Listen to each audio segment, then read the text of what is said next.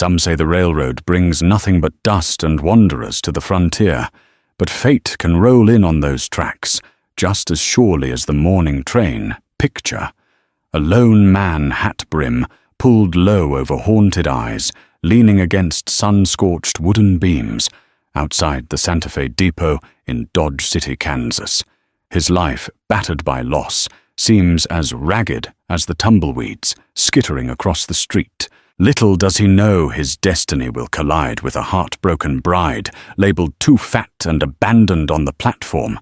By sundown, their lives are bound in a daring vow, one that will unleash a tempest of frontier drama, betrayal, and the relentless pursuit of hope. Daniel Wainwright shifted his weight against the weathered post, supporting the depot's overhang. The morning train hissed and spat steam behind him, its massive iron wheels squeaking in protest. Passers-by merchants, drifters, and mail-order brides flitted off the platform. Dust clouds hung in the still hot air, and overhead, the sun weighed heavily on the city. Dodge City was a place of promise and misfortune, each waiting to snare the unwary in the blink of an eye. Daniel was no stranger to misfortune. It clung to him like a stubborn burr on his coat sleeve, the memory of his late wife, Sarah, stirring relentlessly in his thoughts. She had passed the previous winter from pneumonia, leaving him with an empty homestead and an even emptier heart.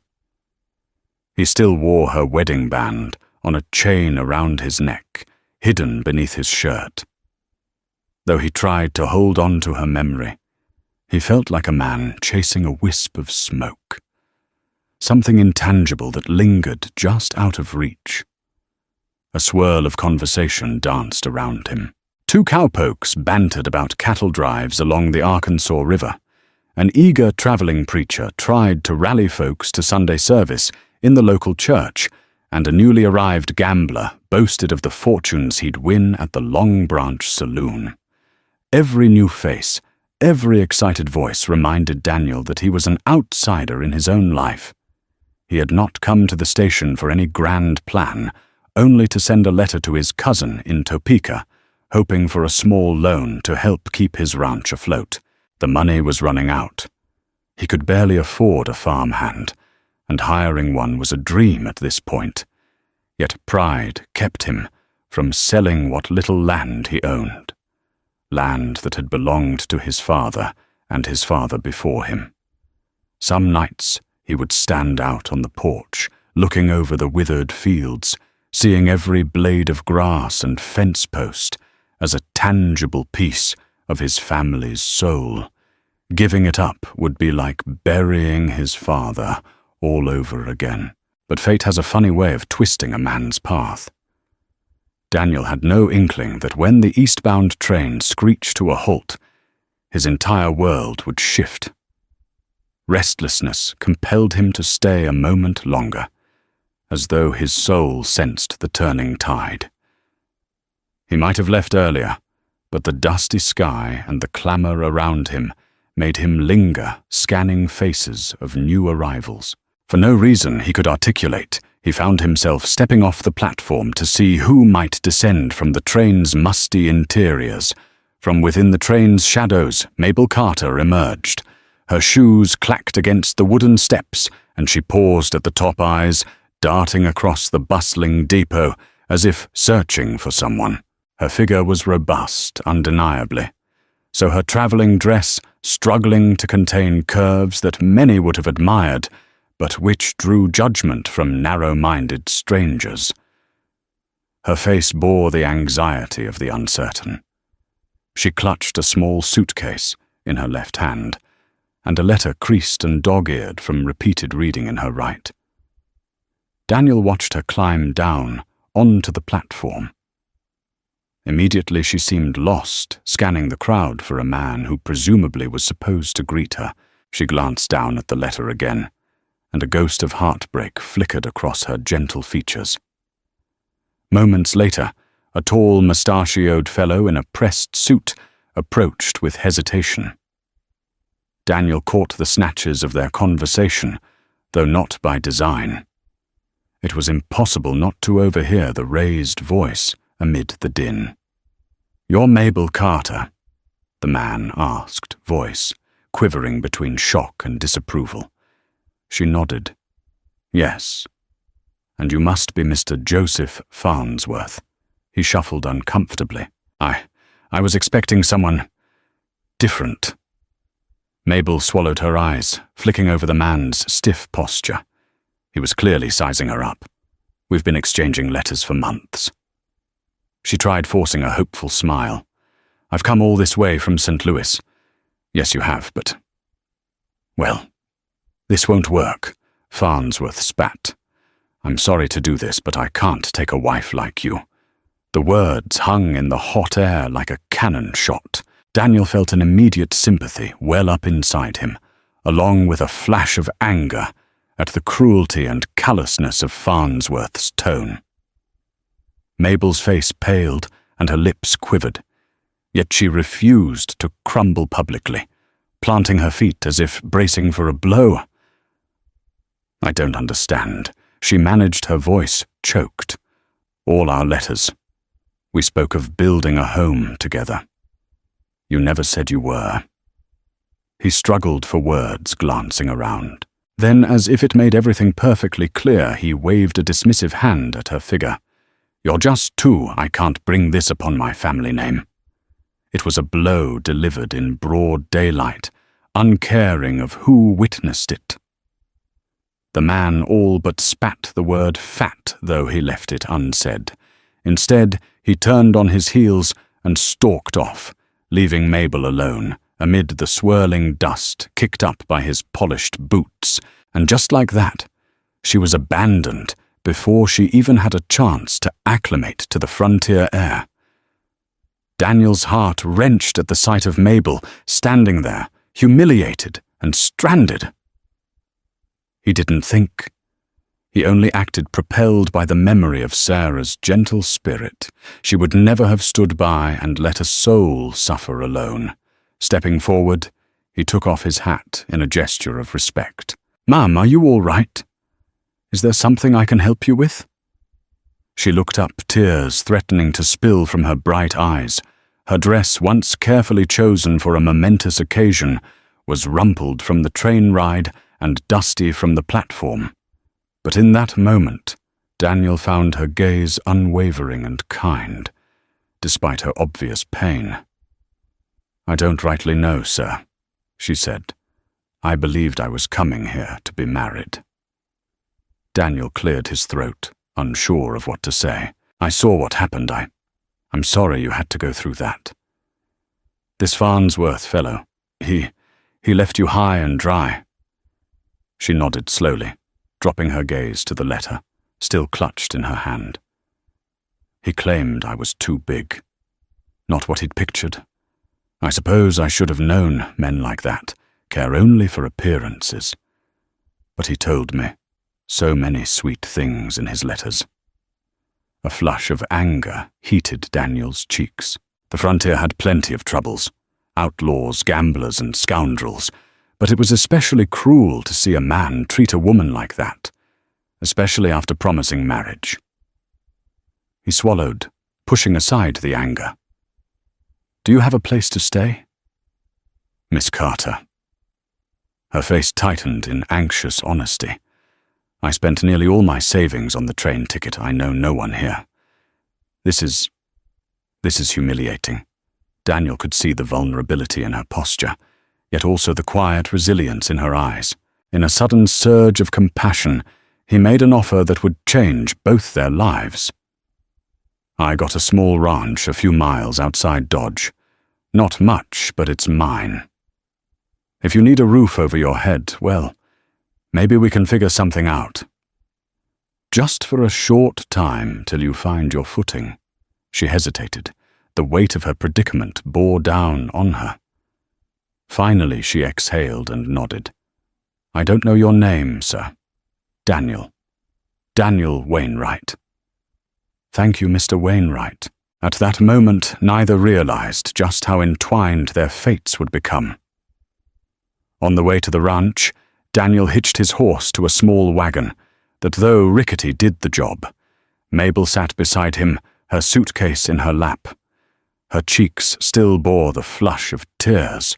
She fought to contain. Daniel stole glances at her now and then. She seemed so out of place in the gritty wind-swept frontier back in St. Louis. She might have been a seamstress or a shopkeeper's daughter, someone with a life of normalcy. Out here the land was harsh, the neighbours sparse, and the roads rarely kind to any traveller. Silence weighed on them until Mabel softly said, "You have a kind heart, Daniel. Not many men would help a stranger the way you have." He shrugged. "My wife. My late wife. She was always the generous one. I guess some of that rubbed off on me." His voice caught for a second. "I'm sorry. I didn't realize you'd lost your wife," Mabel murmured. Daniel gave a curt nod, not trusting himself to speak. He focused instead on guiding the wagon along the rocky trail, leading away from the city center. In the distance, the land spread out in rolling plains, peppered with scrub brush and rugged terrain. Windmills dotted the horizon, and fence lines drew meandering paths across the hills. The ranch came into view as they crested a gentle rise. It was not grand, a modest wooden house with a small barn leaning precariously, a fenced corral, and a few scattered outbuildings. The paint was peeling, and the roof needed patching, yet for all its shortcomings, it was Daniel's home. He felt both pride and shame as he pulled the wagon up to the front porch. He worried Mabel might see only the broken fence posts and the withered yard, but she climbed down carefully and looked around with something akin to admiration. "It's quiet out here," she said with a faint smile. Peaceful Daniel exhaled, relieved she didn't seem to be judging him. "I imagine it's different from the city." She chuckled softly, a glimmer of humor in her eyes. Yes, but not unwelcome. As Daniel led her inside, a swirl of memories threatened to overcome him. The table where Sarah had served him homemade cornbread, the rocking chair in the living area where she would sit to mend clothes, the bed they had shared, still an open wound of memory. He guided Mabel to the small guest room, which was more of a storage space. Old trunks boxes and spare tools cluttered the corners. He apologized for the state of it, but Mabel graciously said it was plenty. "Thank you," she repeated. "I promise as soon as I can, I'll find my own arrangement. I don't want to be a burden." Daniel shook his head. "You're no burden. You've had a rough day. Take your time." And that was how the first seeds of an unlikely friendship were sown. Some wounds don't bleed. They echo that night as the fire in the hearth faded to embers. Mabel lay awake, listening to the creak of the house around her, and the soft, distant sigh of the wind outside. In the quiet, old words came back, words from cousins, neighbors, even her mother, sharp as needles. "Big girls don't find good husbands. Why don't you eat less? She'd be so pretty." If Mabel closed her eyes, she wasn't crying, not exactly, but something inside her still winced at the memory. She thought of the letter that was supposed to bring her to a new life, the man who had written it with kindness only to abandon her at the station when he saw her in person. But then there was Emmett, the man who didn't flinch, who married her when everyone else would have turned away. She turned toward the warmth of the quilt, letting that thought settle in her chest like a small seed. Maybe this time words wouldn't break her. Maybe this time silence could mean safety. She would wait and see. Word spread like gunpowder. The very next day, Daniel and Mabel made their way into Dodge City.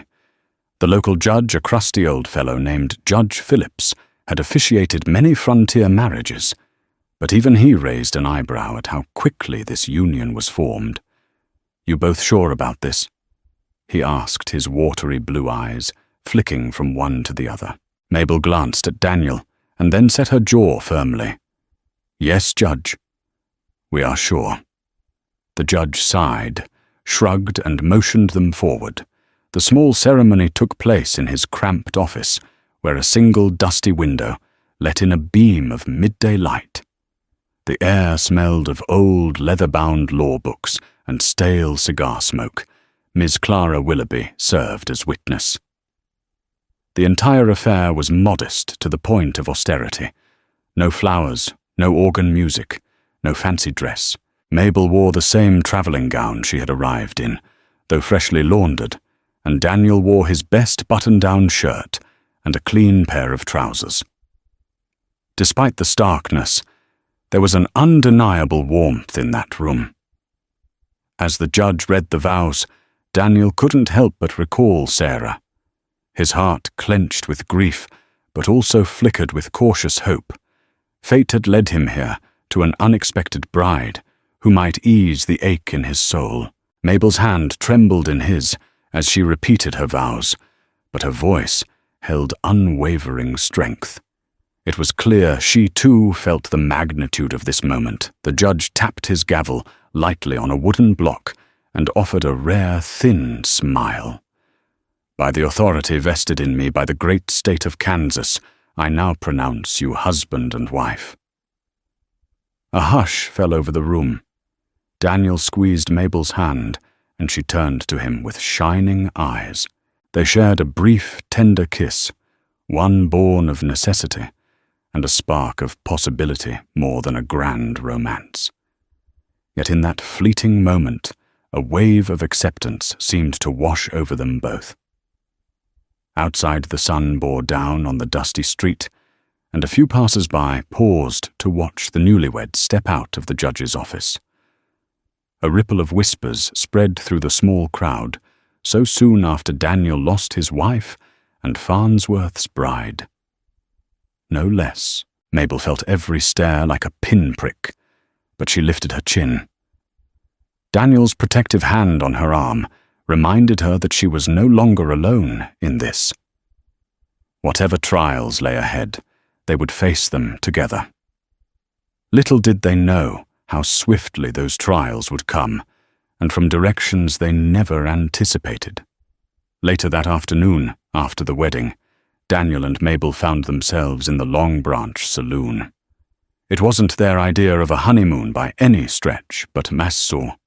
Willoughby insisted they share at least one celebratory drink. The saloon was bustling with cowboys, letting off steam, gamblers hunched over poker tables, and the sweet laughter of saloon girls drifting amid the piano tunes. Bat Masterson and Wyatt Earp had once walked these floors, and their legend still lingered in the hush that fell. Whenever gunfights or lawmen were mentioned, Mabel, unused to such places, stayed close to Daniel. He guided her to a small table in the corner. Away from the rowdiest patrons, Miss Willoughby offered a cheery toast. "To the happy couple, may your union bring you blessings in this harsh land." They clinked glasses, Daniel with a whiskey, Mabel with a lemonade, Miss Willoughby with a glass of sarsaparilla. But their moment of relative cheer was cut short when a familiar, unwelcome presence sidled up Joseph Farnsworth. Mabel's supposed fiancé stood there reeking of whiskey and arrogance. He eyed them with a smirk, his gaze lingering on Mabel in a way that made Daniel bristle. "Well, well," Farnsworth sneered, "if it isn't the jilted bride.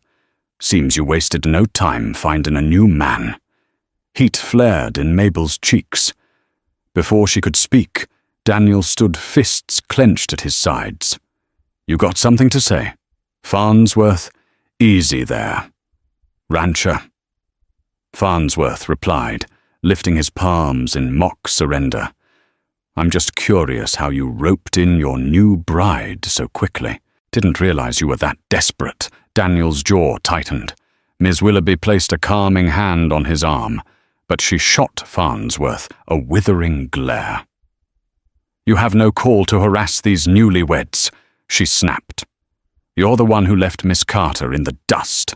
You forfeit any right to judge." Farnsworth barked a laugh, then leaned forward, lowering his voice so only the small group could hear. "You want the truth. I got family back east that wouldn't look kindly on me, taking a plump bride. But maybe she'll fit right in at your scrappy ranch, like two worthless lumps in a lost cause." Daniel's vision flared red. Without warning, he lunged. Farnsworth didn't see the punch coming, and the blow caught him square in the jaw. He staggered back into a nearby table, scattering drinks and toppling chairs. A collective hush swept the saloon. Every eye turned on the scene. Some men stood hands hovering near their holsters, sensing trouble. Breathing heavily, Daniel kept his fists up. Farnsworth, spitting blood, launched himself forward. They grappled, knocking over more tables. Shouts rang out. Saloon girls dashed for cover. Miss Willoughby clutched Mabel's arm, pulling her away from the melee. Before the fight could escalate further, two local deputies burst in, guns drawn. "Break it up." One roared, separating Daniel and Farnsworth with the help of bystanders. Farnsworth spat again and tried to goad Daniel, but the deputy locked a hand on Farnsworth's shoulder. "That's enough, both of you. Let's not be spending our nights in a jail cell." Daniel glared, panting, adrenaline surging. Farnsworth smirked one last time, then staggered out of the saloon, muttering curses under his breath. The crowd gradually returned to their drinks and conversations, but the mood had soured.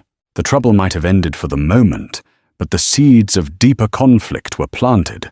Farnsworth's bruised ego would surely demand revenge in some form, and so the newlyweds found themselves at the epicenter of a brewing storm. The next day, Dodge City was abuzz with talk of the wedding brawl. In a frontier town where gossip fueled the social engine, Mabel and Daniel quickly became a topic of conversation. Some pitied Mabel for the humiliations she had faced. Others sneered that Daniel had married out of desperation. A few souls like Miss Willoughby rallied to their defense, praising their courage in forging a new life together. Back at the ranch, the tension hung like a storm cloud. Mabel busied herself with housework and small improvements. She installed fresh curtains, mended old linens, and tidied the living space so it felt more like a home than a mausoleum to Sarah's memory. She didn't presume to erase Sarah's presence, understanding that memory was sacred. Instead, she tried to honor it by helping Daniel embrace a future Daniel wrestled with guilt. He had lost his temper with Farnsworth in a very public way, and while he didn't regret defending Mabel, he feared he might have fanned the flames of trouble. Farnsworth struck him as the type to nurse a grudge. Daniel tried to focus on chores, repairing the barn roof, tending to the small herd of cattle, checking fences, but Farnsworth's sneering face haunted him. More worryingly, word arrived that Farnsworth had aligned himself with a local rancher named Clyde Beringer. Beringer was wealthy, proud, and notoriously unscrupulous, known for intimidating smaller ranchers into selling out. Rumor had it Farnsworth convinced Beringer that Daniel's land sat on a valuable water source beneath the soil, an exaggeration at best. The notion of new wealth lured Beringer to Farnsworth's side, promising trouble for the newlyweds. One sultry afternoon, while Daniel was hauling water from the well, he noticed 3 riders approaching. Their silhouettes cut stark figures against the sky. Mabel, seeing them from the porch, tensed. Daniel set the bucket down and grabbed the rifle leaning against the house. "Stay inside," he whispered to Mabel, who nodded nervously. The riders reined in. One man spoke, presumably the leader, Daniel Wainwright. Daniel nodded, rifle cradled, but not raised. "That's me. I hear you got some valuable land. My employer, Mr. Beringer, is interested in making an offer." Daniel's grip tightened. "My ranch isn't for sale." The man chuckled darkly. Mr. Everything's for sale at the right price. Beringer's prepared to offer you a fair sum to vacate immediately. Daniel's jaw clenched. No now? Kindly ride out of here. The man's eyes narrowed. I'd think carefully. We heard about your scuffle with Farnsworth. The way I see it, you got no allies in town, except maybe that old seamstress. Hardly any protection. Accidents happen on lonely ranches. Daniel felt a surge of protectiveness for Mabel. He raised his rifle slightly. And accidents befall men who make threats on my property. His voice was cold, unwavering. The riders exchanged glances. Finally, the leader spat in the dirt. Suit yourself. We'll be back with a formal offer, and it'd be in your best interest to accept. They turned and galloped off. Dust kicked up under their horses' hooves. Daniel stood there, heart pounding until they disappeared. Behind him, Mabel emerged, voice quivering. This is about Farnsworth, isn't it? Daniel nodded grimly. Yeah, and Beringer's men. A tremor ran through Mabel's shoulders. I never meant to bring this on you. Daniel shook his head. Stepping close, he gently placed a hand on her arm. No, Mabel, this trouble's been brewing for a while. Farnsworth was just the fuse that lit Beringer's greed. But we're in this together now. I won't let them take what's ours. Mabel drew in a shaky breath, trying to gather her courage. Then we'll stand together. Whatever it takes. They stood on the porch, locked in a moment of shared resolve, uncertain but determined.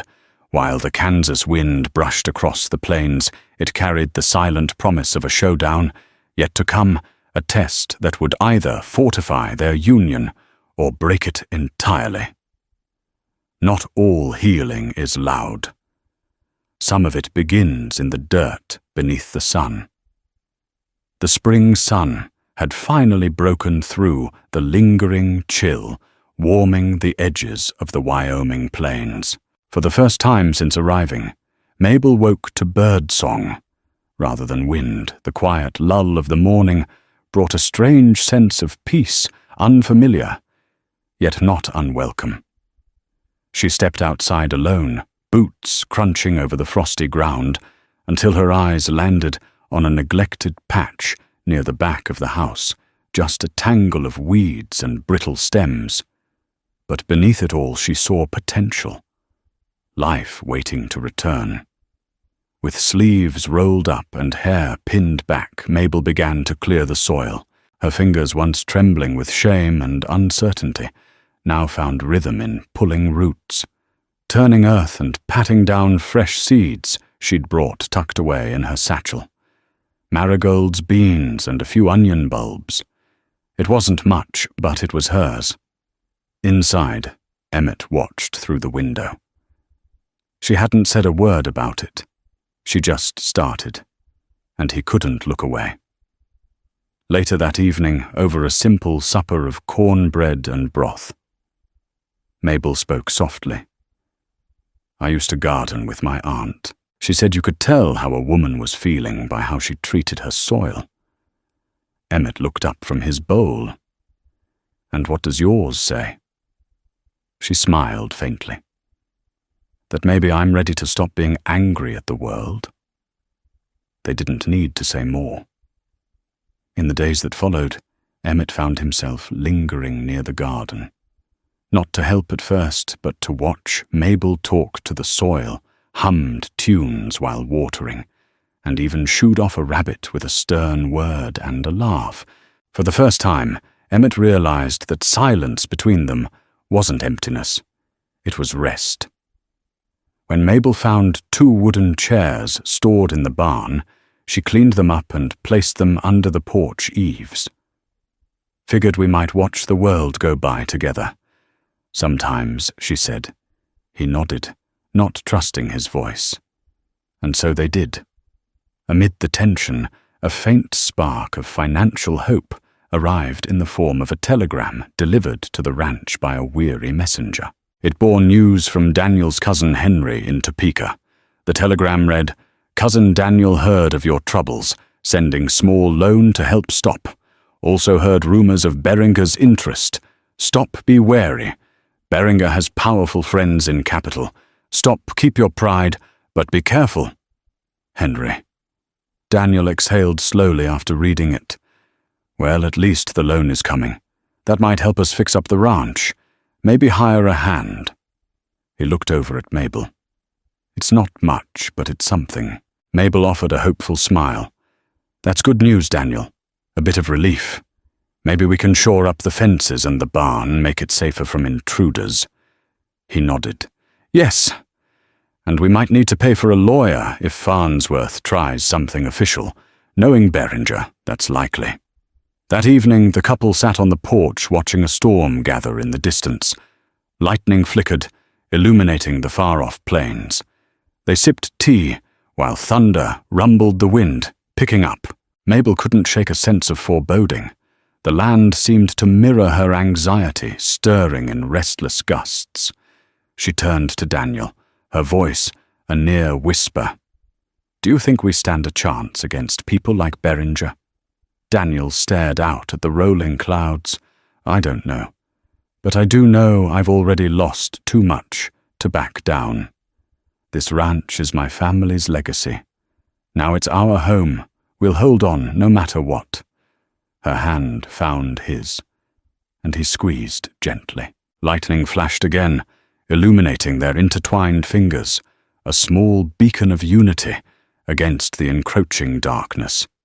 Within days, Beringer's henchmen returned this time with a formal document.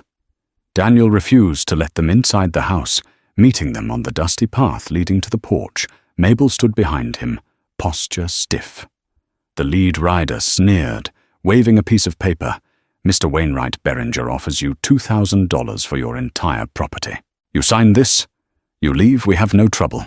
If you refuse, we can't guarantee your safety, or your new bride's. Daniel's eyes flared at the threat. This land's worth more than that to me, and I won't sell. The henchman shrugged. Suit yourself. He crumpled the paper in a show of mock disgust. You've been warned. They galloped away in a cloud of dust, leaving Daniel and Mabel trembling with anger. $2,000 was laughably low for a ranch, even one in disrepair, especially in an area that might hold valuable water rights. But it wasn't the insult of the offer that stung the most. It was the open threat against Mabel. They're escalating, she muttered. Is there any way to reason with them? Daniel shook his head. Beringer's not a man of reason. He's a man of power and intimidation. We'll have to stand firm. Yet that night, Mabel woke to a flickering glow outside the window. Smoke drifted into the house. She bolted upright, heart hammering Daniel fire. They rushed outside in their night clothes to find the small barn, ablaze, flames roaring high into the sky. Sparks flew onto the dry grass. Daniel and Mabel leapt into frantic action, grabbing buckets and rushing to the well. They doused the flames in a desperate attempt to save the structure. The inferno lit up the night sky, the heat licking their skin. By dawn they had succeeded in preventing the spread to the house, but the barn was reduced to smouldering ruins. 2 horses perished inside, and the sorrow in Daniel's eyes was immeasurable, exhausted and covered in soot. Mabel sank to her knees beside Daniel as the sun's first rays colored the horizon in pink and gold. This is Farnsworth, or Beringer, she said, voice shaking with rage. Daniel nodded wearily, eyes rimmed with unshed tears. They're sending a message. In that moment, Mabel pressed a hand to Daniel's cheek, forcing him to look at her. We don't run, she said, with a conviction in her voice that surprised even herself. This is our home. Daniel squeezed her hand, inhaling a ragged breath. Together, he agreed, voice raspy. As the rising sun revealed the scorched rubble, a renewed determination steeled their hearts. The enemy had struck first, and it burned away any lingering doubts about whether they should fight back. There was no going back. They would stand their ground against the might of Beringer's greed and Farnsworth's spite, whatever the cost. In the aftermath of the barn fire, Daniel and Mabel realized they could not fight this battle alone. Pride aside, they needed help. Willoughby put them in touch with a local attorney, Harold Pierce, who had once bested Beringer in a small land dispute. Pierce, a wiry man with sharp eyes and a sharper mind, agreed to meet them at his modest office near the railroad station. Seated across from Pierce's cluttered desk, they relayed all that had happened: the abandoned bride fiasco, Farnsworth's humiliating departure, the abrupt wedding, Beringer's underhanded offer, and the barn fire. Pierce scribbled copious notes occasionally, pushing his wire-rimmed glasses up his nose. Finally he leaned back, drumming his fingers on the desk. "It's clear they're trying to force you to sell," he said. "The question is, can we prove arson or intimidation?" Daniel shook his head. "We didn't see who set the fire, but we know who's behind it." Pierce frowned. "Knowing and proving are two different beasts. With Farnsworth claiming he had a contract with Ms. Carter. Pardon, Mrs. Wainwright, this could get messy. I'd like to see that contract. Might be forged or altered." Mabel's brow knotted in worry. "He never mentioned a contract until after he abandoned me." Pierce nodded. "All the more suspicious. I'll do some digging. In the meantime, keep your guard up. They might escalate." Miss Willoughby insisted on hosting Mabel for a few nights in Dodge City, while Daniel undertook repairs. "A bit of distance might keep Farnsworth's goons from cornering you." Pierce agreed.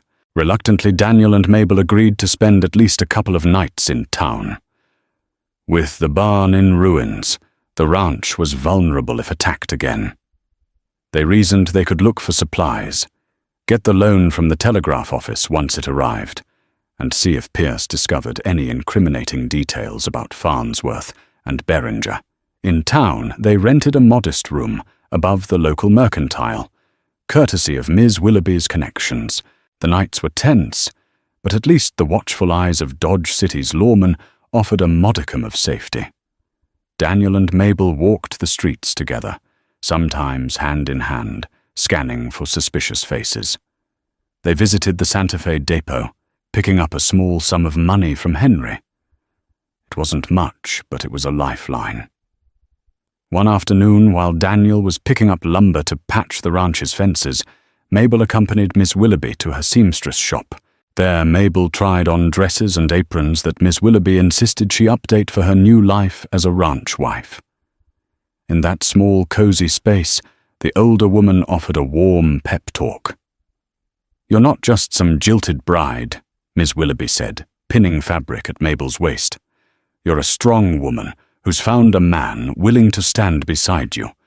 Don't let this Farnsworth's cruelty shape you." Mabel's eyes misted. "Thank you, Miss Willoughby. You've been so kind." The seamstress smiled gently. Kindness should never be so rare. "Now hold still. I need to adjust this hem." Despite the comfort of Miss Willoughby's shop and the prospect of new dresses, Mabel felt the weight of adversity pressing down Farnsworth, and Beringer's threat loomed, and the question gnawed at her. How long before they attacked again? 2 days later, Daniel decided it was time to head back to the ranch to begin clearing the debris from the barn. He had purchased new lumber and supplies enough to at least build a temporary structure for livestock. Mabel wanted to go with him, insisted on it. In fact, she refused to hide away. Miss Willoughby worried, insisted they take caution, but Mabel would not be dissuaded. "My place is with Daniel," she declared. Daniel gave Miss Willoughby a grateful nod, and the couple set off in a small wagon laden with supplies. The ride started peacefully. The late afternoon sun illuminated the plains, turning the grasses into a golden sea. Mabel breathed in the warm air, drawing courage from the gentle beauty of the land she now called home. The horizon seemed to stretch into infinity, but near a bend in the road, they spotted 4 riders. Daniel tensed, slowing the wagon. The riders approached quickly, forming a semicircle that blocked their path.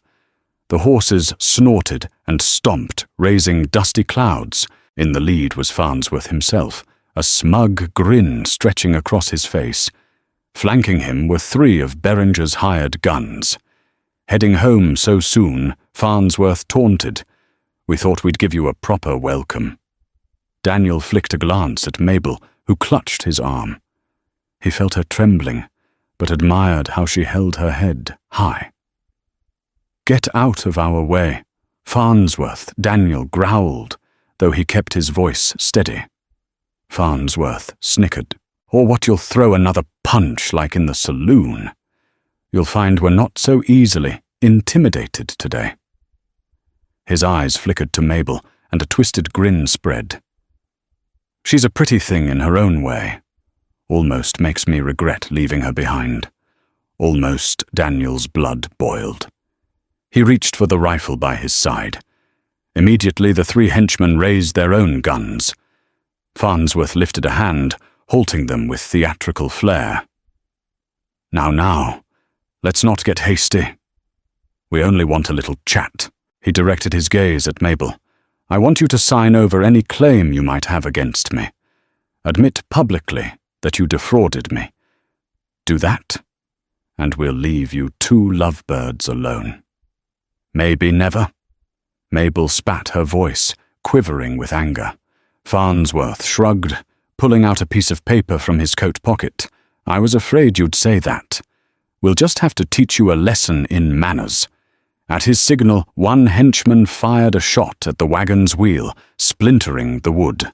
The wagon lurched, nearly toppling Daniel, and Mabel leapt down, taking cover behind it. Daniel fired a warning shot into the air, but he was outnumbered. Bullets whizzed overhead, kicking up dirt. Terrified, Mabel crouched low. "Daniel, we can't fight them all." Grim determination hardened Daniel's face. "We might not have a choice." Another barrage of gunfire splintered the wagon's side panels. The horses neighed in panic. Daniel returned fire, forcing the gunmen to scatter and take cover behind a rise in the land. Farnsworth, seeing this, laughed and shouted, "I'll give you 1 last chance. Wainwright, sell the ranch and sign my little statement, or we end this." "Right now." Daniel's gaze met Mabel's, a silent vow passing between them. "No deal," Daniel shouted back. A tense stalemate followed each side, exchanging sporadic gunshots. Mabel's heart hammered so fiercely, she thought it would burst. She clung to Daniel, fear and adrenaline coursing through her veins.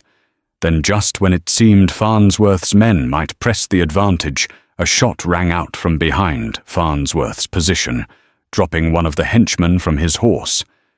Startled Farnsworth and his cohorts spun around. More shots echoed, and 2 of Farnsworth's men grabbed their comrade retreating behind a boulder. 2 riders came charging into view from the far side of the road. One was Miss Willoughby, rifle in hand. The other was the local deputy Daniel had tangled with, before Deputy Ross, known for his unwavering sense of justice. They fired again, forcing Farnsworth and his men to scramble for safety. Seeing that the tables had turned, Farnsworth bellowed, "Fall back!"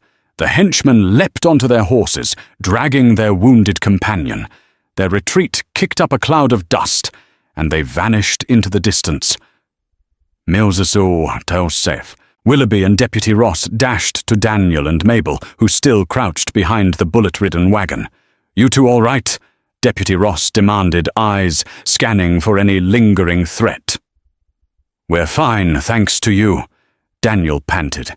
He helped Mabel to her feet. She was shaking, tears in her eyes, but she forced a shaky smile of relief. Miss Willoughby dismounted, approaching with her rifle still in hand. "I had a gut feeling Farnsworth might try something. When I saw you leaving, I followed. Glad I did.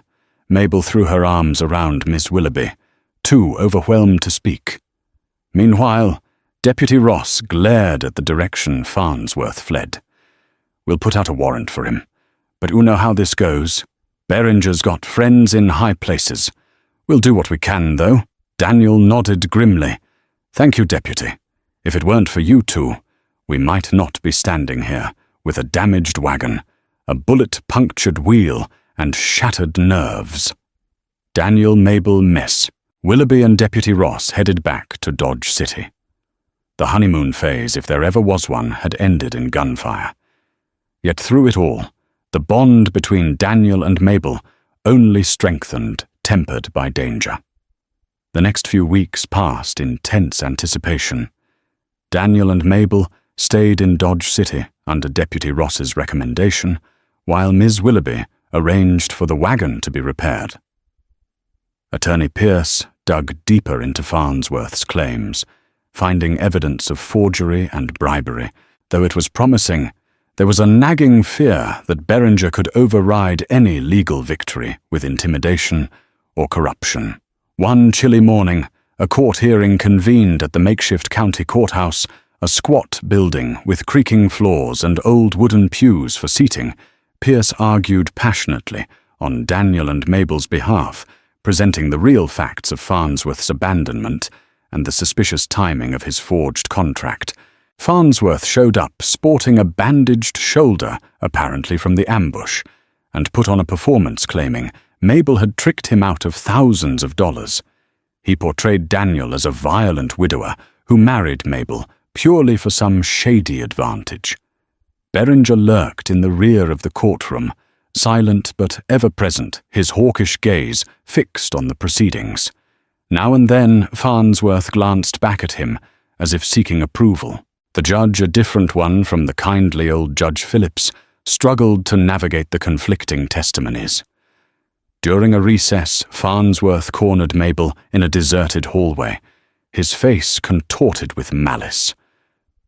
"You've cost me more trouble than you're worth. Woman, I'll see you pay for every minute of it."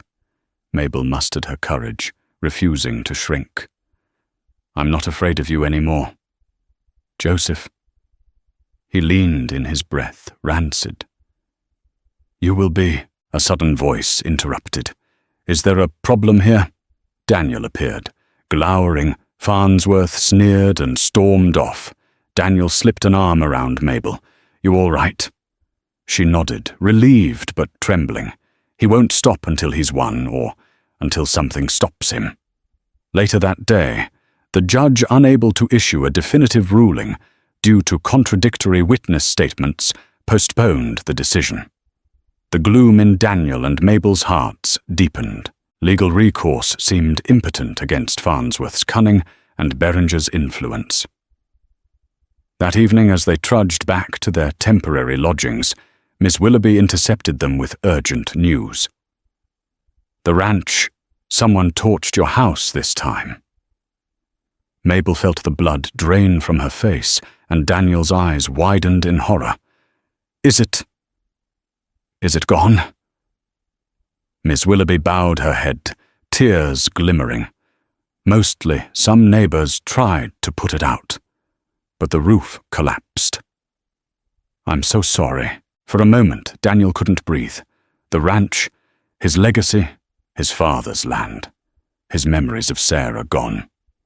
Mabel clutched his hand, face twisted in devastation. They had lost nearly everything in one cruel final stroke. In that moment, Daniel's sorrow turned to white-hot rage. Farnsworth and Beringer had committed the ultimate violation, destroying his home. "They wanted to break us," he said, through clenched teeth, voice trembling with fury. "But all they've done is sign their own death warrant, burning with anger and grief." Daniel made a grim decision. He refused to be a perpetual victim. That night, after seeing Mabel safely settled at Ms. Willoughby's home, Daniel quietly saddled his horse, strapped a rifle across his back, and tucked a revolver into his belt. He intended to confront Farnsworth and, if possible, Beringer. There would be no more waiting on the law. But Mabel, sensing his intentions, refused to be left behind. "We stand together," she insisted. Voice unwavering, Daniel tried to argue for her safety, but her resolve was ironclad. So they rode under cover of darkness to the outskirts of Dodge, where Farnsworth often holed up in a cheap boarding house. Deputy Ross, suspecting trouble, discreetly followed, and Miss Willoughby, unstoppable in her loyalty, was not far behind. In a narrow back alley, Daniel confronted Farnsworth, who was emerging from the boarding house with 2 henchmen. The sight of Daniel, armed and furious, stopped them in their tracks. Farnsworth sneered. "You come to surrender your ranch papers, Wainwright." Daniel leveled his rifle. "No, I came to settle this once and for all. You burned my home." Farnsworth laughed, though there was a flicker of apprehension in his eyes. "You'll never prove it," Mabel stepped forward, voice quaking with rage. "We know it was you and Beringer. You've taken everything from us." Farnsworth shrugged. "That's business in the West. Darling finders keepers. Losers weep." His smug words were cut short when Daniel cocked the rifle. "This ends now." The tension was palpable. Farnsworth's henchmen reached for their guns. A bullet ricocheted off the alley wall, courtesy of Deputy Ross, who had appeared at the mouth of the alley. "Drop 'em," he barked, caught in a crossfire. Farnsworth's men hesitated. Just then, a deeper voice boomed from the shadows. "Hold it right there." Beringer stepped into view, flanked by more men. The alley seethed with armed figures. The deputy was outnumbered, and Miss Willoughby, trembling but resolute, stood nearby with her small pistol. Daniel glared at Beringer with blazing hatred. "You may have the numbers, but you can't hide behind them forever." Beringer, tall and imposing, gave an imperious stare. "You're a flea on a dog, Wainwright. I could squash you whenever I choose." "Then try," Daniel growled. Ready to fight, even if it meant certain death, Mabel stood by his side, refusing to flinch. A hush fell. Fingers hovered near triggers. Time seemed suspended. Miss Willoughby squeezed her pistol, heart pounding. Deputy Ross's eyes darted, weighing the risk of a shootout that could claim many lives. But at that moment, a new figure entered the alley. Attorney Pierce, breathless from running. He raised a stack of papers and shouted, "Stop! I have a court order signed by the judge voiding any claims Farnsworth has on the Wainwright ranch. And more, there's a sworn statement from a witness placing Farnsworth near the ranch the night of the fire." A stunned silence. Beringer turned a cold glare on Farnsworth, who looked suddenly panicked. Pierce continued, stepping forward with surprising courage. "Deputy, you can arrest Farnsworth on suspicion of arson and attempted murder."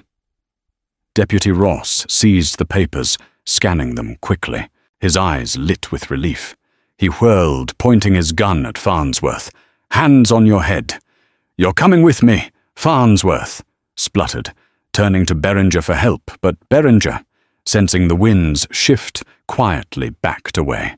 Farnsworth realized the alliance was over. Beringer wouldn't risk his own neck, damn you. Farnsworth snarled, lunging for his pistol. Daniel and the deputy reacted in unison. A single shot rang out, piercing Farnsworth's hand, sending the pistol clattering to the ground. Farnsworth shrieked, clutching his bleeding hand. Deputy Ross moved in, securing Farnsworth with handcuffs.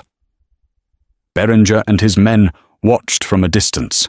Mabel trembled, seeing Farnsworth's face, contorted in pain, but felt a grim satisfaction. Karma had arrived at last, carrying the weight of justice. Beringer narrowed his eyes at Daniel, but with Farnsworth defeated, he silently signaled his men to leave. Their position was compromised, and continuing the fight would only expose Beringer further. Within moments, they melted away into the darkness.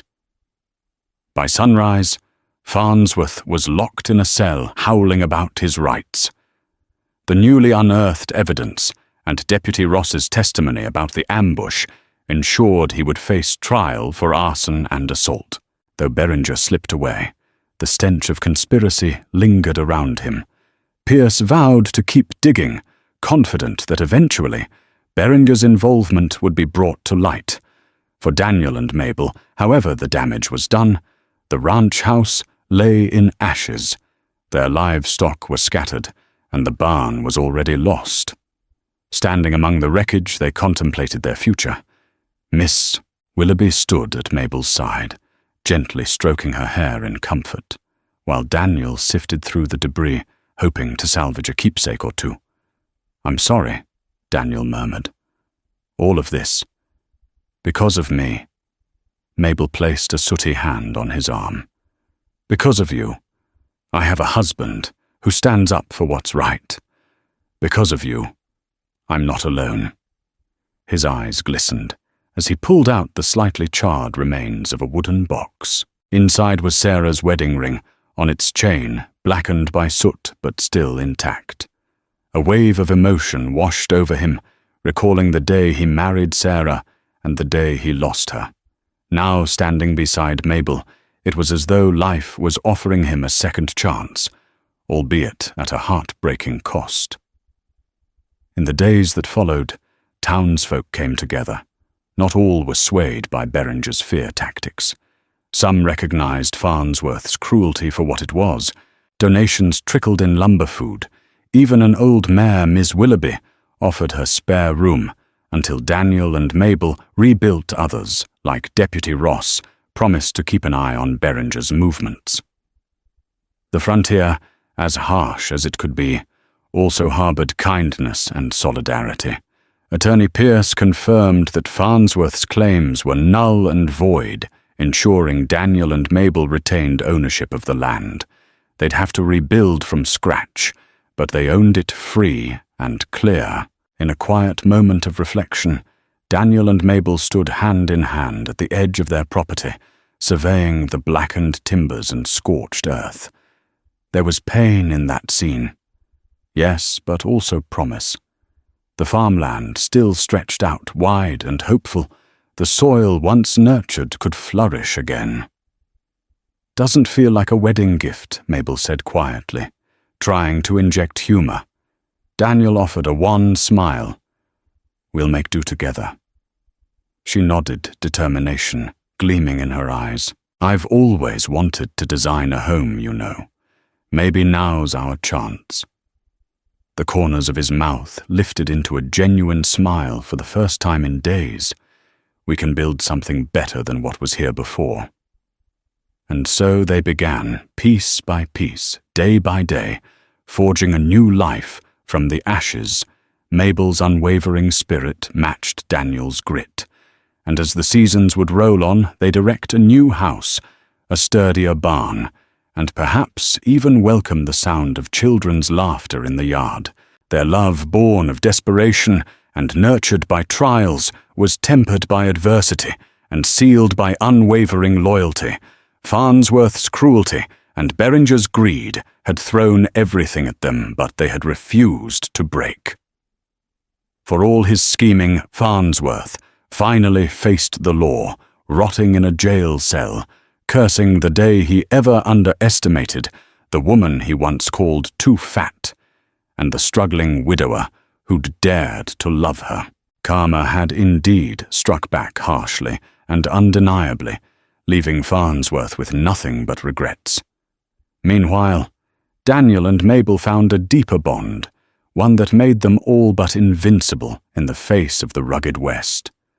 From the smoky ruins of a haunted past to a promise carved into the sun-scorched plains, Daniel and Mabel stood as living proof of how love can triumph in even the harshest lands. The widower who lost his first love, and the bride, abandoned for being too fat, refused to yield. They weathered the storm of cruelty and corruption, rebuilding not just a ranch, but a life forged in hope and unbreakable unity. Their story reminds us that resilience blossoms where despair once rooted. if only we stand together and refuse to give in. If you found inspiration in their tale of grit, heartbreak, and hard-won redemption, please like this video, share it with friends who love a good frontier drama, and subscribe to our channel for more stories that capture the untamed spirit of the Wild West. Thanks for joining us on this journey. Stay strong and never give up on hope.